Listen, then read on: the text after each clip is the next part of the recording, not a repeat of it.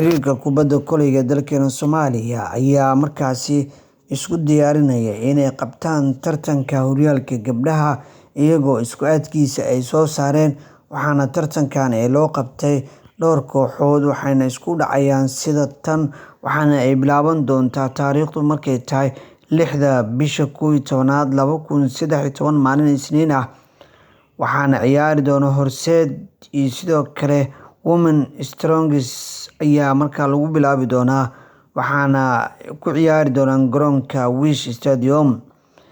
Kulanka xiga ayaa waxaa isna la ciyaari doonaa 7da bisha 11aad 2013 Somali Fruit iyo Elman ayaa ciyaari doona horyaalka gabdhaha Soomaaliyeed, halka 12 bisha 11aad 2013 ay ciyaari doonaan gabdhaha Hagen iyo sidoo kale gabdhaha Somali Fruit. 13 bisha 11aad 2013 Elman iyo Horseed ayaa markaasi ciyaari doona.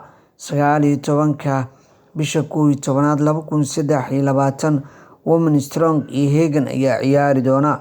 20 bisha 11aad 2013 Horseed iyo Somali Fruit ayaa wada ciyaari doona.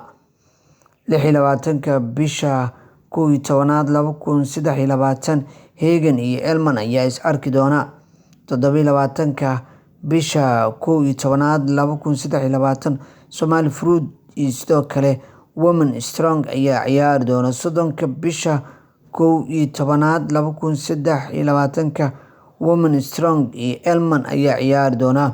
Kulanka ugu dambeeya ee wajiga koowaad oo xiisaha badan ayaa waxaa ciyaari doona Horseed iyo Hagen, waxayna ciyaari doonaan 1 bisha 12aad 2013 dhamaadka sanadka cusub ayay markaa sanadkan ayay ciyaari doonaan. Sidoo kale wajiga labaad ayaa isla bisha December la ciyaari doonaa. Gabagabada isla sanadka cusub ayay ciyaarahan ay soo gabagaboobi doonaan hadduu caleedmo, waxaana loo qabtay ilaa iyo 9 kooxood oo markaasi gabdha ah oo sanadkan ay soo qabanqaabiyeen xiriirka kubadda kolayga Soomaaliya, iyagoona horyaalkan aan la ciyaarin muddo sanado badan ah, kuwaas oo aan la ciyaarin muddo 8 sano ah, waxaana hadda dib loo soo nooleeyay ciyaarihii kubadda kolayga ee gabdhaha horyaalka Soomaaliyeed, kuwaas oo ay ka faa'iideysan doonaan gabdho badan oo markaasi jecel